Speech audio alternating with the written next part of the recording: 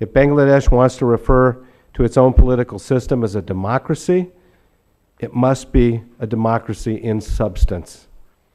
But since the Awami League took power in January of 2009, significant changes to the election process were made, including the removal of independent and neutral caretaker government during elections. This led to the boycott of the 2014 elections by the BNP and sparked the current spates of violence that we're seeing today. As it now stands, Bangladesh is in the midst of a serious political security crisis. Just this past Tuesday, the BNP once again boycotted elections, this time at the municipal level, citing polling irregularities. The U.S. Embassy in Bangladesh echoes our concerns, saying, "We are disappointed by widespread firsthand and credible reports of vote rigging, intimidation, and violence. Incidents like this may lead to a further breakdown of order that could open space, force the military to take control once again."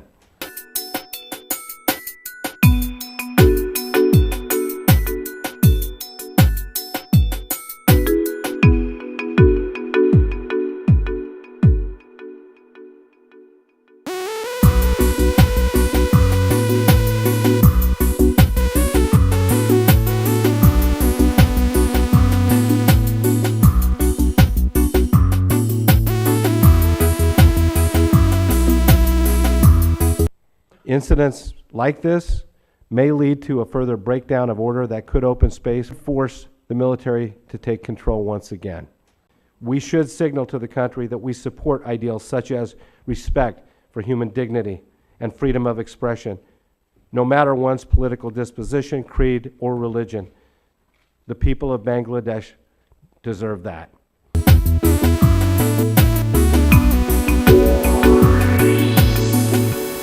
Sheikh Hasina insisted provisions were in place to conduct a fair election.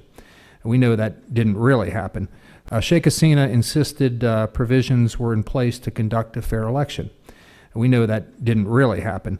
Following this past week's city council elections, we are now marred by evidence of irregularities and intimidation, and I'm concerned.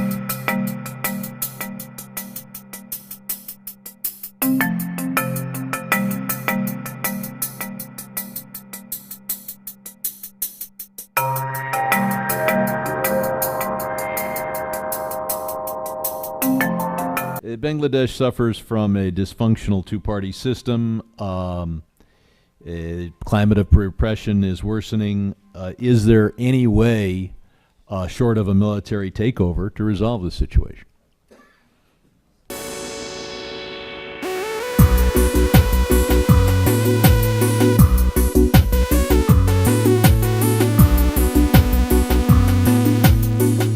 Is there any way, short of a military takeover, to resolve the situation? They have to. I mean, I am, at the end, I'm optimistic to that extent that the Bangladeshis are resilient. Bangladeshis have faced adverse situation and they have the ingenuity to come up with a solution.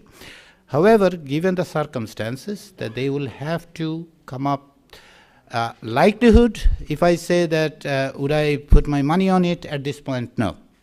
But there is no way out of having a reconciliation, conversation, negotiation, and that is where the international community needs to help. If it is not facilitated, our history tells elsewhere that obviously this is not going to end in anyone's favor. The loser will be Bangladesh. Thank you. California, Ms. Tulsi. Thank you very much, Mr. Chairman. Thanks all of you for being here. Follow up on Mr. Sherman's question. Given the political impasse that we're facing, what is the likelihood of a military intervention or takeover?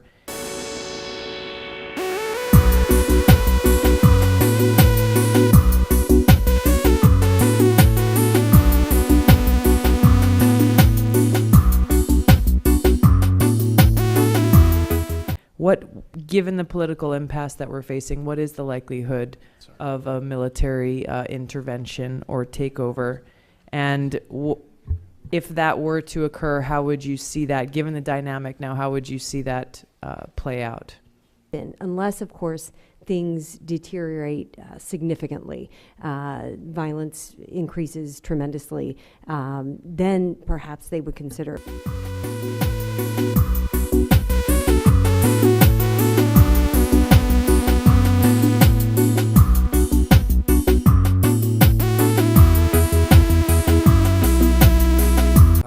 The thing that struck me is that this was shortly before the election, and my understanding was the polling was showing that Khalida Zia was likely to win the election, but ultimately, they couldn't come to an agreement, and it seemed to be over the issue of a caretaker government. A lot of times in the past, there had been a caretaker government that took over, the elections were held so that you could make sure that one side or the other wasn't being unfair with the other side.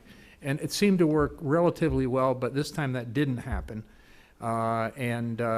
So we see what we saw after the elections. I was actually a bit surprised that the violence wasn't even more after the election.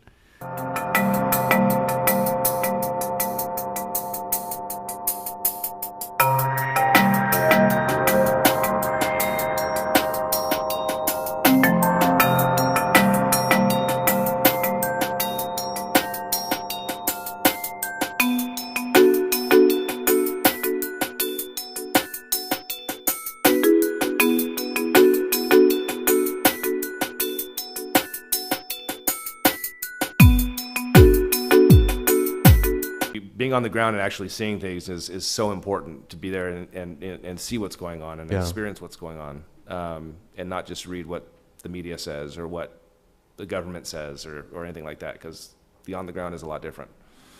We, as the United States, step in and play a bigger part in helping bring both parties of the government, or I should say the government and the opposing party, together to clean the slate and start fresh and get free and fair elections up and running and turn Bangladesh back into a democratic society. It's not, it's not a democratic society. It's falling apart. When I showed some transparency on what we were going to discuss in this hearing, as we're required to do, some tried to tell me I was all wet and I was moving in the wrong direction, and that things are wonderful and the growth rate is phenomenal, and that everything is under control. And what we're hearing today is that's not accurate. This is hurting you more than anybody, Bangladesh, and that if things don't turn around, there'll be a pretty, like you said, Mr. Fleischle, a pretty substantial exodus of economic opportunity, business. And that will only make things worse. What we're about is trying to shed some light on what the truth is. What is the truth? What's the truth, and what can America do to help improve the lives of the people of Bangladesh? And that's what this is about. So thank you so much.